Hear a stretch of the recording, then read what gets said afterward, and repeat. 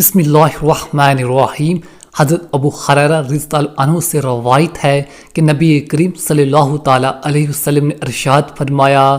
جو شخص اللہ تعالیٰ پر اور ان کے رسول پر ایمان لائے، نماز قائم کرے اور رمضان المبارک کے روزے رکھے تو اللہ تعالیٰ کے ذمہ ہوگا کہ اسے جنت میں داخل فرمائیں، خواہ اس نے اللہ تعالیٰ کے راستے میں جہاد کیا ہو یا ایسی سرزمین پر رہا ہو جہاں اس کی پیدائش ہوئی، یعنی جہاد نہ کیا ہو۔ صحابہ رضی اللہ عنہما نے عرض کیا، یا رسول اللہ صلی اللہ تعالیٰ علیہ وسلم، کیا لوگوں کو یہ خوشخبری نہ سنا دیں؟ آپ صلی اللہ تعالیٰ علیہ وسلم نے ارشاد فرمایا، نہیں، کیونکہ جنت کے 100 درجے ہیں جو اللہ تعالیٰ نے اپنے راستے میں جہاد پر جانے والوں کے لیے تیار کر رکھے ہیں، جن میں سے ہر 2 درجوں کے درمیان اتنا فاصلہ ہے جتنا آسمان و زمین کے درمیان فاصلہ ہے۔ جب تم اللہ سے جنت مانگو تو جنت الفردوس مانگا کرو، کیونکہ وہ جنت کا سب سے بہترین اور سب سے اعلیٰ مقام ہے،